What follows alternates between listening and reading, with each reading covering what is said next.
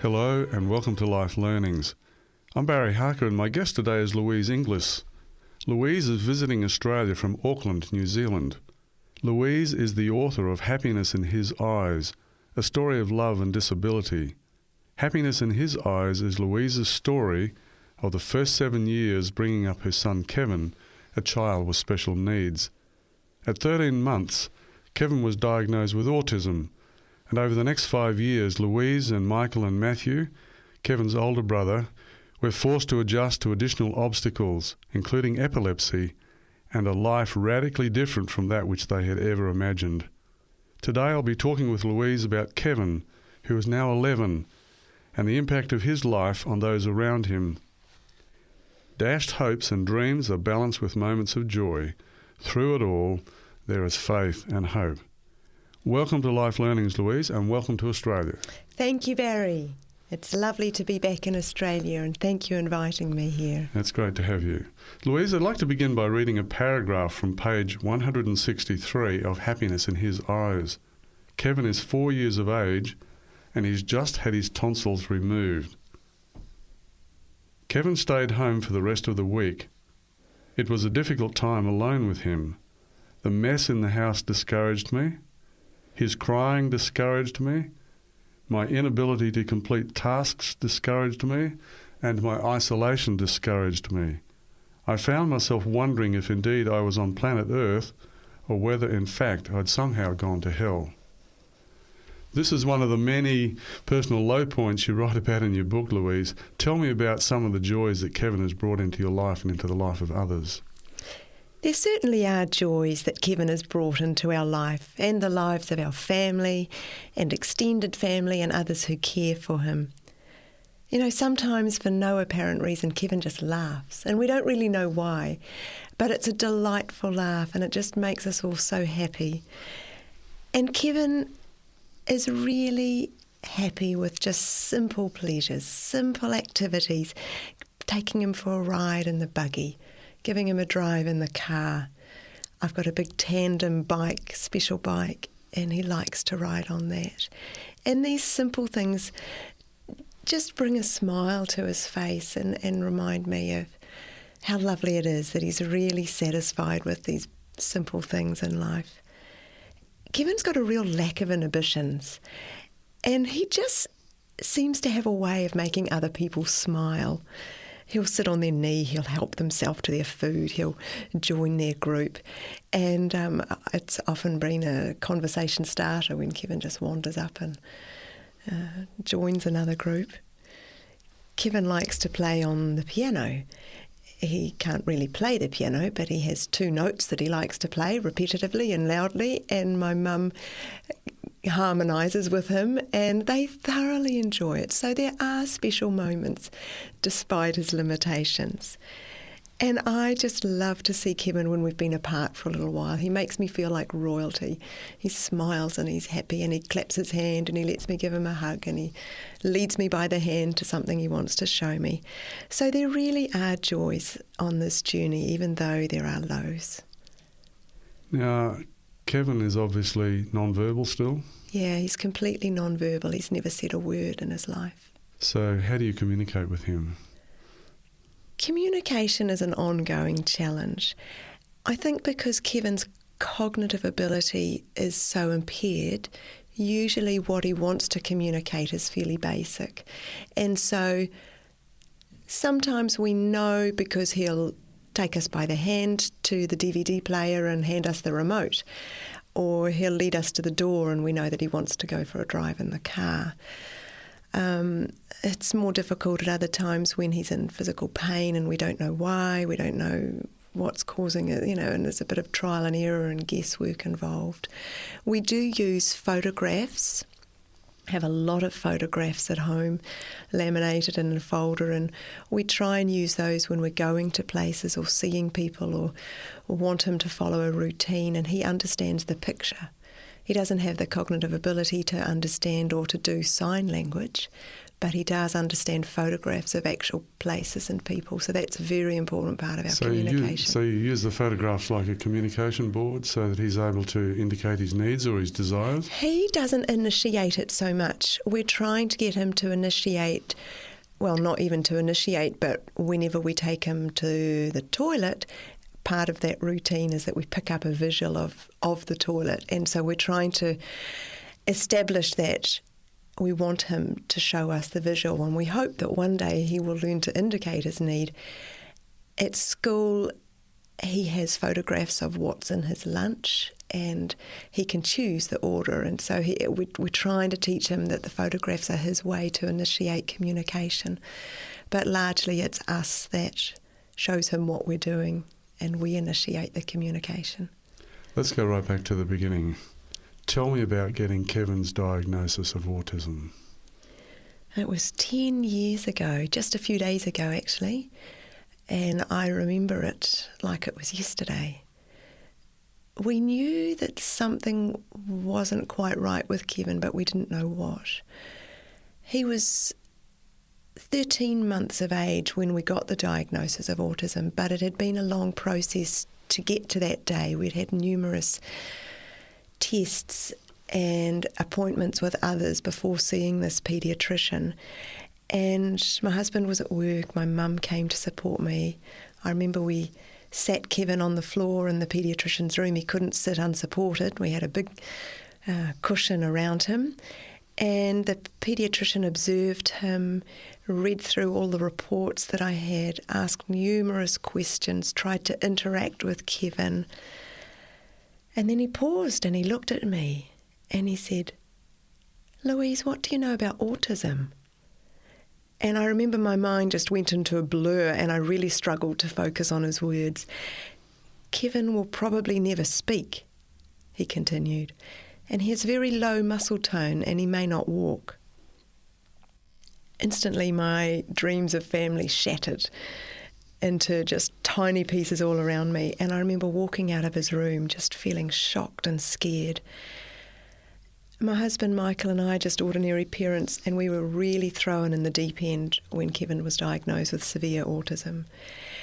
And as time passed, Kevin has also been diagnosed with an intellectual disability and with refractory epilepsy. That's epilepsy that's not responding well to medication. And so it has been and continues to be a very difficult journey. Since Happiness in His Eyes was published in 2012, what's been happening in Kevin's life? The two most significant changes since the book was published are that we were invited to join a trial that the Ministry of Health in New Zealand were running. And it was a trial where they put intensive support into the homes of families with children with severe disabilities in an attempt to keep the children at home. We were at the point when he was about 7 that we were seriously looking into the option of residential care, and there's very little in the way of residential care because that's not the approach that's generally taken now, but there were a few options, and it was a very daunting process, to think of leaving your 7-year-old child full-time in someone else's care, but I was seriously considering it because I was just struggling so much to cope. And so when we were offered this trial, after some deliberation, I decided to accept it, and it has been the best thing that we've done because now we have carers funded by the Ministry of Health to come into our home every day and help for a few hours each day. And that's made an enormous difference. It's meant that I can resume work and have a little bit of regular time with my husband and eldest son and just continue with the day-to-day care of Kevin. We've had respite put in place so that Kevin goes to a family one night a week, and that gives us a much-needed breather. We have team meetings once a month with our carers, and we've got a behaviour analyst on board. So we've got a much stronger support package around us now, and that has helped significantly. The other thing that has really complicated the care of Kevin is that he's been diagnosed with epilepsy. Well, he was diagnosed with epilepsy before the book was published, but it's become so much worse. And he's having a lot more seizures now, and he's tried 11 different anti-epileptic drugs, and so far none of them have given adequate control. And they tend to come in clusters. We'll have a few weeks that are just horrendously stressful, and then they seem to lull again. The type of epilepsy he's got is called Lennox-Gastaut syndrome. And so it is typical of Lennox-Gastaut syndrome that seizures will come and go. So that has really added to the stress. You know, at times when he's having clusters of seizures, I just feel as if I'm living on the edge. I'm just continually listening out for him, and at the slightest sound of a crash, I run and check that he hasn't fallen over and isn't having a seizure, or as soon as there's silence, I'd go and check on him. And it's a very draining time and all-consuming when he's having seizures. However, right now, he's in a very good space, and we've had about 10 or 11 days without a seizure, and feel myself calming and rejuvenating. Tell me about a seizure. What is it like? What's the experience like for Kevin? What's it like for you? I think the first seizure was the most frightening for me because I didn't really know what it was and I didn't really know what to do. He let out a loud wail, and apparently that kind of noise happens as the muscles around the neck just seize and around the torso and force the air out. And his whole body was shaking and he wasn't breathing. And at first I thought perhaps he was choking on something because he had been eating, and I tried to dislodge whatever it was that I thought was stuck, and nothing really helped. And I tried CPR, and finally I thought, this is probably a seizure. I feel a bit slow admitting that, but when you've never seen one and it's not, you don't think about it, it comes as an awful shock. And his seizures vary. That's also part of Lennox-Gastaut syndrome, that there are a variety of types of seizures. Some of them involve the whole body shaking. Some of them he just drops to the ground and he can recover quickly. So there are a variety of seizure types, and we're much more confident in dealing with them now, but it still never feels right to see your child have a seizure. Can you predict when he's going to have a seizure? Not at all. There's never a warning, and if he gets any sensation that a seizure may be coming, we don't know. He certainly hasn't been able to indicate that. There's no sign that he knows one's coming. We know that he's more likely to have a seizure when he's tired, and so it's important that we get him to bed on time and hope that he'll sleep when he's put to bed. We know that when he's sick, he's more likely to have a seizure. If he has a tummy bug and he's not keeping food or medications down, then he's far more likely to have a seizure. Missing medication, those sort of things will trigger seizures if he's overheated. But other than that, we really don't know at all. Matthew, this is Kevin's older brother. In the book, he's a bit of a hero, really, because he's always there helping you, particularly through the seizures, and knowing exactly what to do to ring the ambulance and to direct the ambulance, and just seems to act like in concert with you. Yes, Matthew's been very good. He's really been mature beyond his years, I think, in dealing with these and seeing these. You know, it's quite traumatic to see a loved one having a seizure, and it's become just almost the norm for Matthew. Tell me what Kevin likes to do. Kevin likes to watch DVDs, and he particularly likes to watch DVDs of himself. And we have lots and lots of family DVDs. I take a lot of video, and Kevin watches it, and sometimes he'll pass me the remote control if there's too much of his brother being shown. He likes to see himself. And these videos are replayed repeatedly, and I think they're very good. I think they tend to remind us of the good times, because we tend to only video the good times. Kevin also responds well to music, and he likes to thump on the piano. He has a ukulele. Well, actually, he's on his third ukulele because he treats things roughly. And he has a guitar, and he plucks the strings. He doesn't really make any sounds that are particularly musical, but he still likes music and he likes to listen to music. If I put CDs on in the car, he's always happy. Quite likes to hear if I'm playing my Does he flute. vocalise at all? Is there any He can make vocalisation? noises, but he doesn't ever try to sing, for example. Does he tap his toes and clap? He or? claps and he stands on his tippy toes, which is very typical of children with autism. And so you can sort of imagine he's almost dancing. He really enjoys the children's program at church. There's lots of music and singing and actions there, and he enjoys that. And he goes into a program with preschoolers, which he's been going to for many years. And developmentally, that's just where he likes to go, and that's where he's best suited. And the teachers there are just lovely and do their utmost to accommodate him. And the children are all quite familiar with him and his unique ways. He likes to go for drives in the car. We can take him for a long drive and he'll be usually quite content and calm and happy. He enjoys warm water, although we have realised we have to be careful with that because it can trigger seizures. He likes to sit in a spa pool. He likes to eat. And actually this is a real blessing because so often individuals with autism have quite particular taste preferences. But Kevin's the opposite, really. He's undersensitive and he'll eat strong flavours and curries and mushrooms and all sorts of things that a lot of children wouldn't eat. And he'll eat copious quantities and, that's great. And he likes to be where there's a group of people. He quite likes the buzz of a crowd or a party or something going on. He likes to go to shopping malls or a program called Star Jam, where there's lots of other individuals listening to music and they've mostly got disabilities. Some people with autism would find that really challenging because of the amount of stimulation in their environment. Yes, so he's quite unlike... That's a blessing that he's able to handle those sorts of environments well. It is. It really is. He can be tired afterwards, but really enjoy it at the time. Tell me about a typical day for Kevin. Days are very routine and structured. Kevin functions far more effectively with a familiar routine.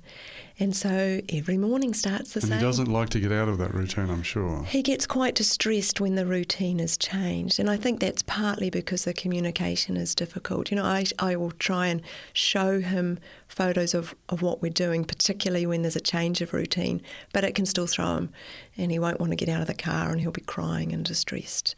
So he is definitely better when there's a familiar routine. So 7 o'clock every morning I go into his room and give him his medications, give him a big drink of water. Getting enough water into him is an important part of his care. He's on so many medications that constipation's an ongoing problem, so we really have to push the water. And we do a toilet routine. You know, at 11 we're still working so hard on toileting, and I hope one day he may be independent with that. There's no guarantees, but we are working towards that. We have breakfast and try and help him to practice using a spoon. Back to the toilet again. He has his just regular morning routine, same every day. And because Kevin goes to a school with children with severe disabilities, New Zealand funds a taxi for children, so he's picked up and taken to school in a van with a bunch of other children with disabilities. I think it's quite an interesting ride for the taxi driver sometimes. And school is very much routine-based as well, very basic life routines, once again, emphasis on the toilet and the feeding and some exercise and trying to help focus and concentration with puzzles and books. And it's actually really important to try and develop a variety of activities that Kevin enjoys because he is going to have a lot of leisure time in his life. And sensory activities are important for these children too. And then after school, when he returns, there's an after school routine. And he'll go through the usual toilet, afternoon tea. We try and take him for a walk each day. It's a fairly slow walk and it's the same route. And he protests sometimes. He's not as active as I'd like him to be, but it's really important that we do the exercise. We have some stairs that my dad made, especially for Kevin to practice climbing up and down because he struggles with those. And then he'll do some little fine motor activities, puzzles and picking up small things. And toilet, shower, dinner, bed, basically. So it's pretty much the same each day. But then within the week, there's a little variation. Once a week, he goes to stay with a respite family. And my parents are very supportive and they try and have him once a week when they can. And then on the weekends, he'll come to church and we have a variety of activities, take him out to different programs or family activities or community activities. This all means that you're in a routine too, aren't you? Yeah, it's very hard to be spontaneous. It's just about impossible. And life has to be planned well in advance. So I actually spend a lot of my time doing administrative, organisational tasks to keep things ticking along smoothly. So it's almost like a full-time role, just keeping up with Kevin and then just doing your work. And we'll talk about your employment later and your careers. Yeah, it Two could of vary. which you actually lost because of Kevin, and we'll talk about those a little later. Tell me what it was like for you in your life prior to Kevin, and how has Kevin changed your life? Prior to Kevin, we had Matthew, and when Matthew was about 2, my husband and I decided we'd really like to have another child. But at that point, I think our life was as normal as it could be for most families with a toddler. And we enjoyed getting outdoors. Michael and I have always enjoyed outdoor activities, and we'd do little walks with Matthew, and we did some camping, and we did the odd little bit of hiking. And then when Kevin came, things changed. You know, I mean, I had dreams before Kevin was born, as I think all parents do, that this child would join our family and we would continue with hiking and camping holidays, or tramping rather than hiking, as we call it in New Zealand. And I imagined that Kevin would learn a musical instrument and maybe as a family would play music together sometimes. I just assumed that we'd go to church together and that Kevin and Matthew would go to the same school. I figured he'd probably play a sport, perhaps the same as Matthew, perhaps not, just the usual kind of expectations that you have when a second child is about to come. There's a poem that is very well known amongst the circles of people who are working with disabilities about someone who thought they were going on a journey to Paris and they ended up in Holland. And there are still beauties there. It's just not what was expected. And that's really how it has been with Kevin. Our home has become a much busier place than it was before Kevin was there. We have carers come into our home. We've had a lot of support agency, numerous appointments. Our life is very much more home-based. It's harder to get away. We have attempted a couple of camping trips with Kevin, and I think camping trips test most families, and they tested ours to the nth.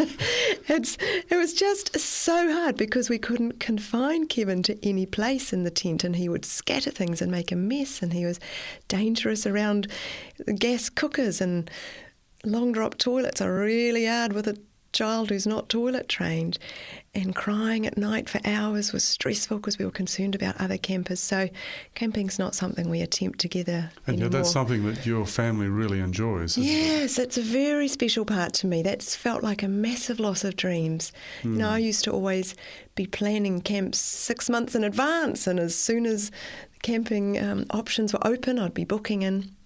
So that has definitely been a loss. And physically, Kevin's not capable of walking very much. I was actually excited last year because I could see his walking improving, and I took him out one afternoon with friends for a simple bushwalk. It took us about an hour and we did it slowly, and he actually managed really well, and I thought, oh, we might be able to do this more. Then he had such a long seizure afterwards, and I think I just tired him out too much, and so I haven't actually attempted it since. And you know, there's no way that Kevin could have gone to the same school as Matthew. And that was a real challenge for me to accept that he needed to be in a school with other children with severe disabilities. I found that... So this is an unfolding thing, isn't it? Absolutely. As each year is bringing you a new phase of Kevin's life, but also a new phase to your life and the family's life. Yeah, new so adjustments. it's an unfolding thing. Very much so. Yeah, it's very much unfolding. Years ago, before I married, while I was actually doing some physiotherapy training, I briefly thought that one day I might like to work in a school with special needs children.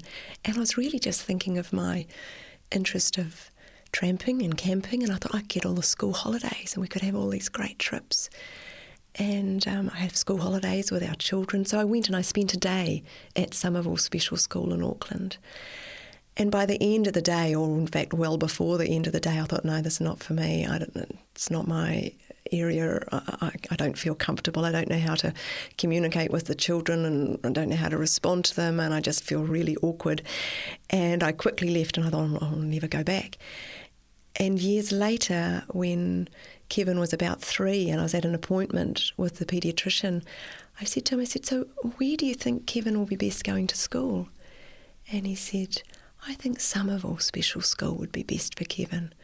And I remember feeling like a brick had been dropped on me, and I thought, wow, Kevin's needs are really as severe as the needs of those children that I observed that day.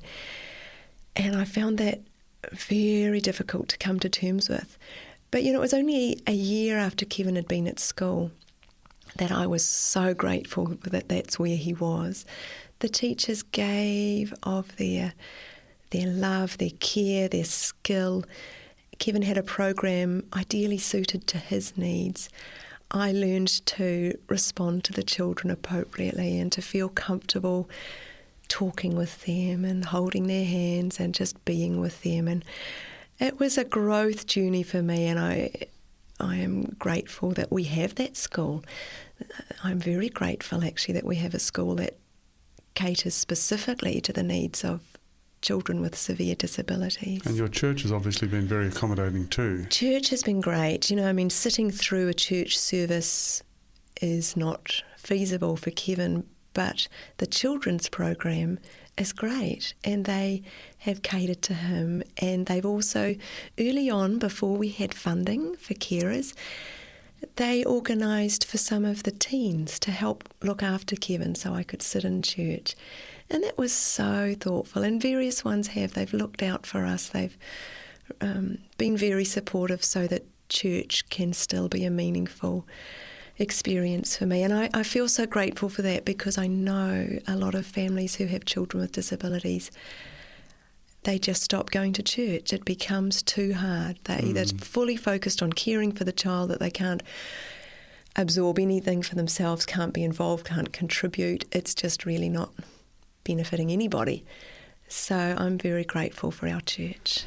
A child with a disability always makes a huge difference to family life. Tell me about the changes that Kevin has occasioned in your own family. Our family tends to function now as a split family. My husband tends to do things with our oldest son, and I tend to do things with Kevin. And that just seems to work best for us. I still make a real effort to have time just with Matthew. I really enjoy taking him to his music lesson and listening to him playing, and I like taking him to the pool sometimes, and about once a year I'll try and organise a camping trip with him and some friends. But most of the time we do things separately, because that just seems to be what works. And it's not ideal, but you've got to be pragmatic. And the gap between Matthew and Kevin is increasing.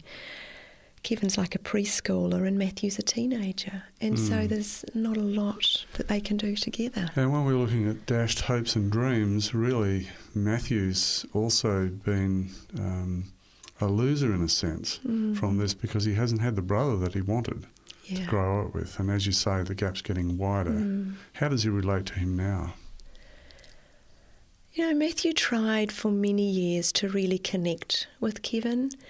We've got lovely little video snippets and photos of Matthew showing how to use toys, and he put in an effort, but it was never reciprocated. Kevin wasn't able to respond, and so gradually and understandably, Matthew's just followed his own interests and developed his own friends.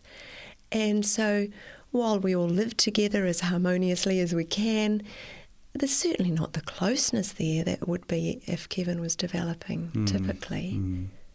Now, what changes in your own attitudes has Kevin brought into your life? Well, Kevin has opened my eyes and my mind to the whole world of disability. I'd really had just about nothing to do with disability. And so I've become so much more compassionate to those in similar situations, and just so much more aware of the challenges faced, and very much more patient. You know, when I see people out having an outing and they have a person with a disability, I'm just aware of the challenges they face and much more willing to offer a hand or to just stand back and let them do what they need to do. So I think it's just mostly that awareness and acceptance that has changed. Now, there were some very grave changes to your professional life. You trained as a teacher. I think you taught biology. Yes, that's right. Secondary level. Then you went on to do physiotherapy, and you practiced as a physiotherapist. When Kevin came along, you basically felt it was impossible to sustain your work as a physiotherapist. What happened then? I think that if I had done physiotherapy earlier in my life and I had worked as a physiotherapist longer, I would have had the necessary work experience to work part-time, and I could have carried it on. But because I had retrained as an adult and I'd only had a couple of years' work experience as a physiotherapist when Matthew was born, and then only very part-time until Kevin was born, I was still kind of working around the various rotations, and I had a lot of ongoing professional development to do and journals to read and courses to attend. And I remember sitting at my desk one day with piles of reading, and on one side there were the physio journals, and on the other side there were autism things to read. And I thought, I can't do it all. It's got to be one or the other. And it was not only the work requirements, I just couldn't source funding for the appropriate carer for Kevin at preschool places. He needed one-on-one care. So I laboured over this decision because, you know, I'd worked hard for another 4 years to get the degree. I had assumed that that would be what I would be doing for the rest of my working life. And in the end, I decided to stop. And it was a very difficult decision. But interestingly, after I resigned, within a couple of weeks of having posted my resignation letter, I received a call just out of the blue from a school asking if I would come and teach the flute just for 1 hour to 2 students. And I've always had music as an interest and played the flute, and I thought, that'd be nice, I could do that. And I just felt that as one door closed, God opened another door. And slowly over the years, as time has allowed, I've increased my flute teaching, and I've now got 3 full days and about 20 hours teaching, and I really enjoy it, and I just feel so grateful to have finally found my niche. But there's a financial cost, isn't there, from having Kevin in the family? It's prevented you from pursuing your career as a physiotherapist. Yes. And for a long period there, you're obviously just simply living on part-time income. Very much for so. you, at least. Yes. And so there is a financial penalty to the entire family as a consequence. There definitely is. As well. There definitely is. In fact, my husband and I were discussing this just the other day and saying that, ideally at this stage in our lives I'd be working full-time and would be saving more effectively for retirement, but it's not feasible. I'm stretched to the limit with the days that I am doing. And so we recognise that and do the best we can, although we are certainly grateful for the support we're getting from the government as far as care is being funded. I'm Barry Harker and you're listening to Life Learnings on 3ABN Radio Network. My guest today is Louise Inglis. We've been discussing Kevin, Louise's son, who is now 11, and the impact of Kevin's autism on his life and the lives of those closest to him. When we come back after the break, we'll be continuing our conversation around the impact of Kevin on the life of his family. If you have any questions or comments in relation to today's program, you can call 3ABN Australia Radio within Australia on 02 4973 3456 or from outside of Australia on country code 612 4973 3456. Our email address is radio@3abnaustralia.org.au. That is radio at the number 3 ABN Australia, all one word, .org.au. Our postal address is 3ABN Australia Inc., PO Box 752, Morisset, New South Wales 2264 Australia. Thank you for your prayers and financial support.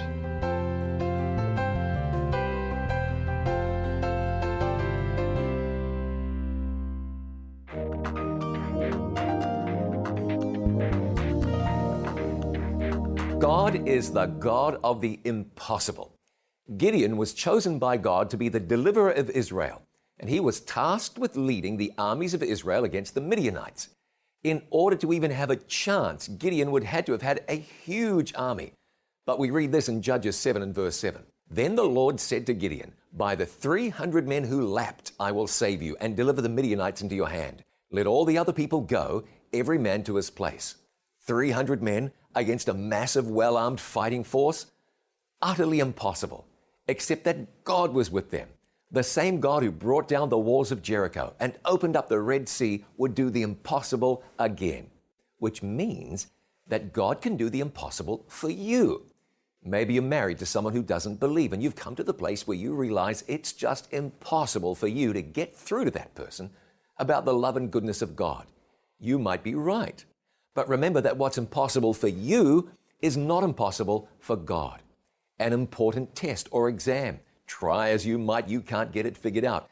But God can help you with this or anything else. In the beginning, God called the world out of nothing. Now, do you know anyone else who could do that? No, you don't. But God is the God of the impossible. A challenge at work, financial difficulties. God is able, always able. Of course, He doesn't always act in the way we think He should, but that's only because He knows best. So hang on to God. Faith won't let God go. If a situation looks impossible, that's when God can really step in and let you see how great He is. Against the odds, Gideon led Israel to an amazing victory through God's power. And God can do the same for you. Hold on to God today. God is the God of the impossible. If you've just joined us, I'm Barry Harker and you're listening to Life Learnings on 3ABN Radio Network. My guest today is Louise Inglis, author of Happiness in His Eyes, A Story of Love and Disability. Louise is from Auckland, New Zealand, visiting Australia.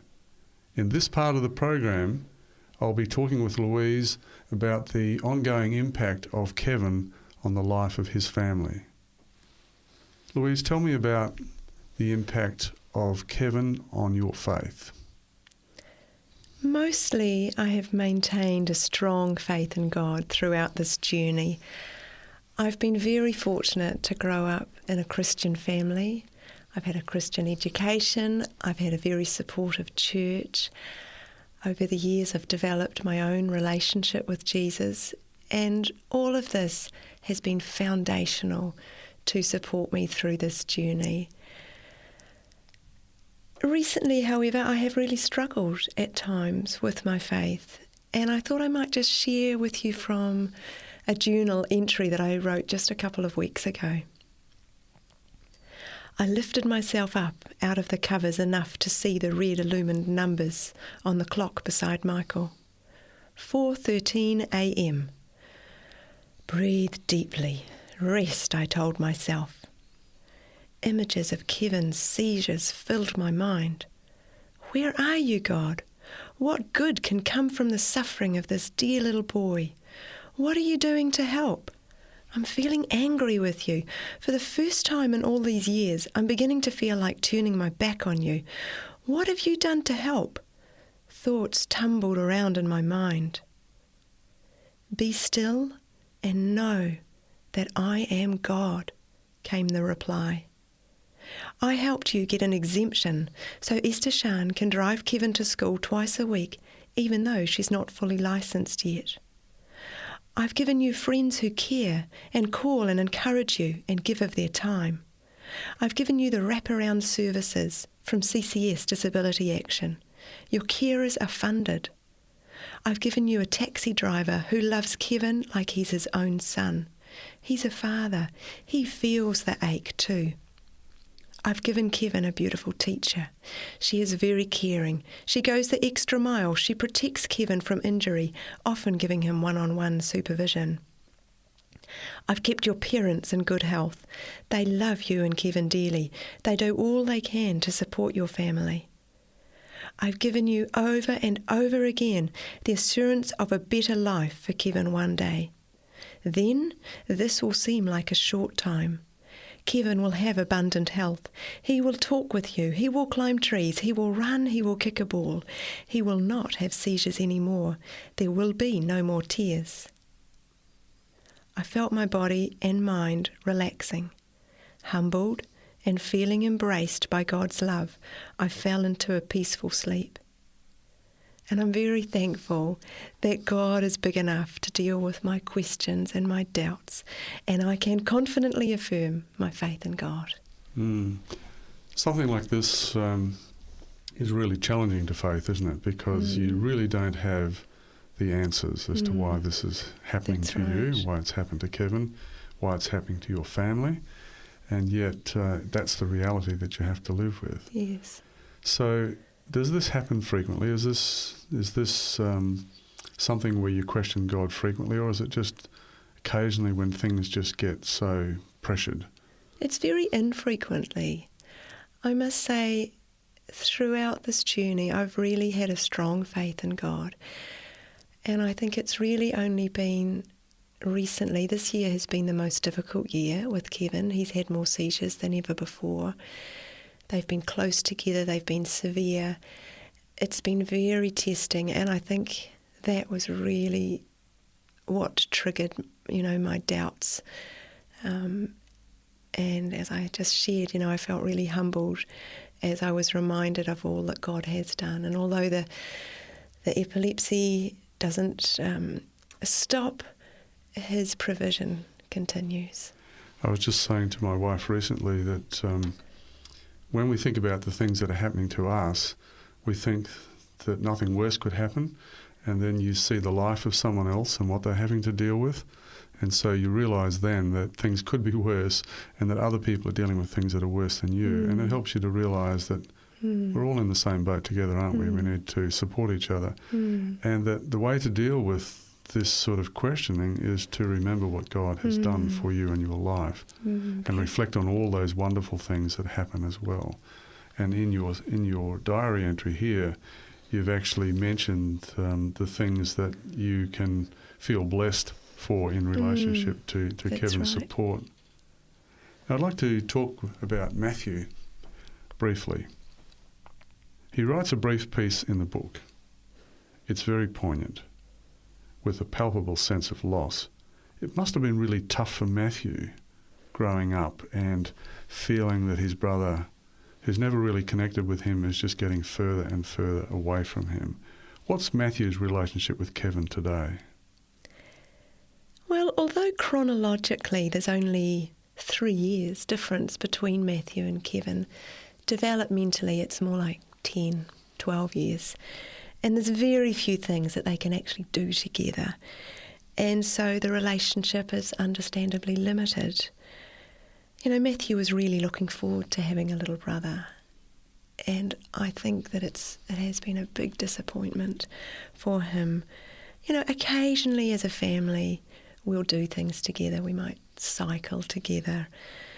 We've got a little motorboat and Kevin likes to have rides and that with us. Mostly though, Matthew is just moving on with his life and his friendships and his activities and interests. Tell me about Matthew's life. Well, I think Matthew's growing into a fine young man and I'm really proud of him. He's 14 years old now and he attends our local Elim Christian College in Auckland and he's got lovely friends. He's very keen on cricket, plays rep level cricket, and he's learning classical guitar, and that's really beautiful to listen to. And he's very tech savvy and particularly interested in 3D modelling and animations. So he's a bright, capable, quiet, reserved and confident boy, confident in himself in his own quiet way. Now, we talked about Matthew's relationship with Kevin before. How much contact is Matthew having with Kevin now? Well, we eat meals together and we just hang out together at home, but it's not close contact. It's not like contact where brothers go off and play together and ride bikes together and bat and ball together. There's nothing like that. Mm. So how does Matthew relate to Kevin now? Is he interested in just ignoring him? What impact is it having on his social life? Well, fortunately, Matthew is still comfortable bringing his friends to our home, Mm-hmm. and I'm really grateful for that. I know there was a time when it was hard for Matthew because he felt awkward with Kevin around, and I think, you know, Matthew's friends have been in our home so much over the years that they know Kevin's ways and his noises and his habits, and they just accept him and go and get on with whatever they're doing. So I'm really very relieved that Matthew's friends will still come and enjoy being in our home, even though they're not actually able to do things together. Kevin's story is an ongoing journey for you. Tell me about the things that have brought you the greatest solace in your life. About once a year, I organise a trip with friends to go into the bush, and I really enjoy those times. That was a big part of my life before Kevin was born, and it's still something that I really enjoy, getting out there with like-minded friends. I just love to have time in nature. I love the physical challenge of it. I love the social times, and so that is a very important thing to me that I still try and do. And my connection with God continues to offer a real solace. And I'm particularly encouraged by meditating on a couple of verses. I find Isaiah 41:10 comes back to me over and over. Do not fear, for I am with you. Do not be dismayed, for I am your God. I will strengthen you and help you. I will uphold you with my righteous right hand. And I often find myself saying parts of that verse and thinking on it and meditating on it. And I also am very comforted by another verse in Isaiah 40 verse 11. He tends his flock like a shepherd. He gathers the lambs in his arms and carries them close to his heart. He gently leads those that have young. And I've often thought of that last part. And although Kevin's not particularly young anymore, he's like a young one, and I feel as if God gently leads me through all the times with him. My parents have been and continue to be a huge support, and I'm so touched by their love for our whole family. You know, it's been very difficult for them too, and they're like a rock in our lives. Music is also very comforting for me, and I listen to music a lot, and it can be whatever I need it to be. It can be uplifting or it can be calming, and sometimes I play music, and I'm very grateful for music. Now, I want to talk with you about the drudge and the tiredness over the last few years. They seem to have been your constant companions. However did you get to write a book, such a beautiful book as Happiness in His Eyes? You know, when Kevin was first diagnosed with autism, I felt completely out of my depth. Autism was totally new to me. I felt nervous. I had numerous questions. How are we going to cope with this? What treatment options should we pursue? How are we going to afford it? What about Matthew? What impact would it have on him? What about our marriage, my career? It just felt too big, too much, too hard. And at those times, I began to journal. And I just found the process of writing was very helpful for clearing my mind, and that I could think more clearly after I'd been writing. And it allowed me to then focus on what I needed to do rather than just repeatedly circling these worries around in my mind. And by the time Kevin started school, I had a couple of ring binders just full of notes that I'd written. And every now and then I would share a snippet with a friend. And a couple of friends started saying to me, you know, you should write a book. I'd never intended to write a book. It was never my plan. But as they started saying that, I thought, maybe. I liked reading, and I'd looked for books to read and was surprised at how little was in the market in New Zealand on families' journeys with severe disability.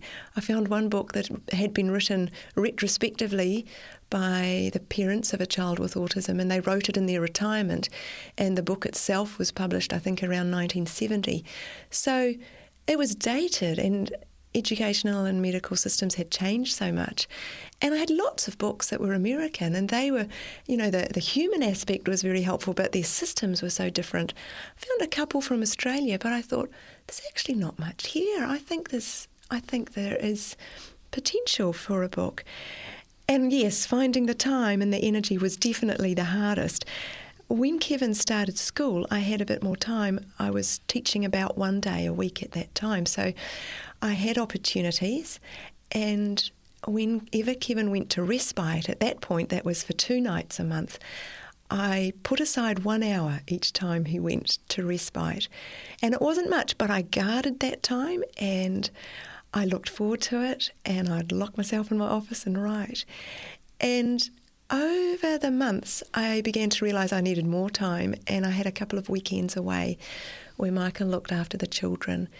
And when I arrived at the destination, I just wrote feverishly. I stayed up late. I hardly even unpacked my gear, just really grabbed the time. And I stayed up late. I got up early.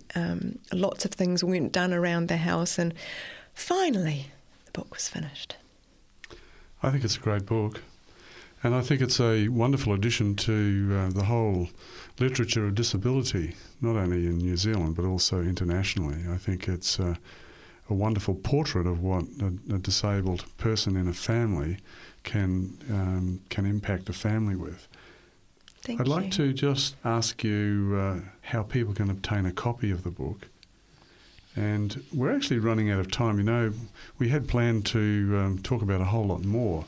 So I think, Louise, we're going to have to go to a second interview. Sure. And so I'd like you to just tell us how people can obtain a copy of Happiness in His Eyes.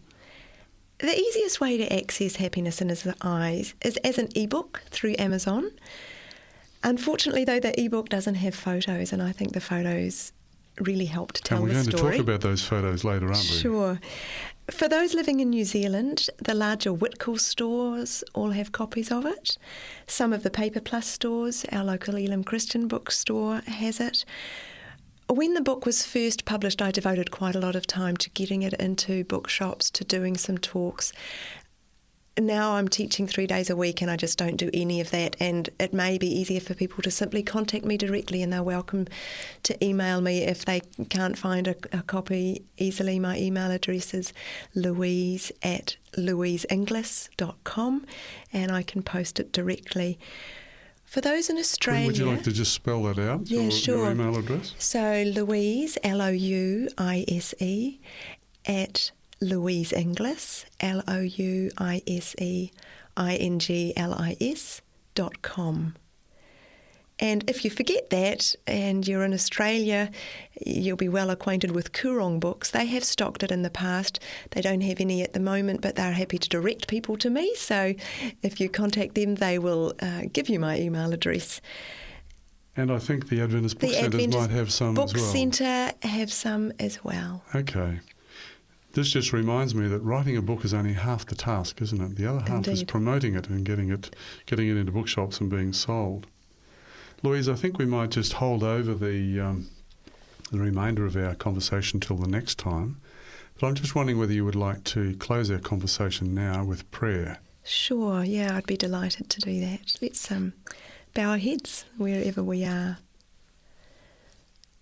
Our loving Father God, we thank you that you just long for us to come to you, just as a parent longs for their child to come and to just be together and be in each other's presence and enjoy each other.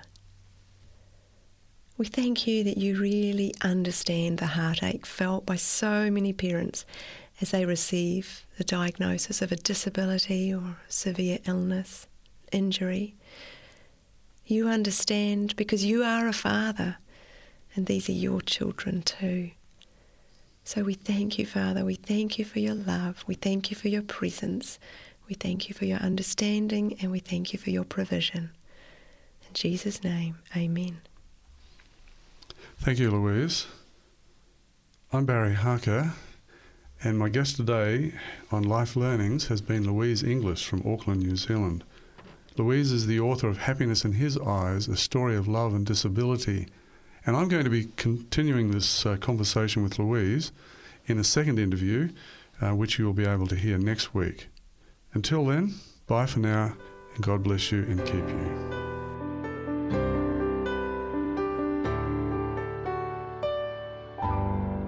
You've been listening to a production of 3ABN Australia Radio.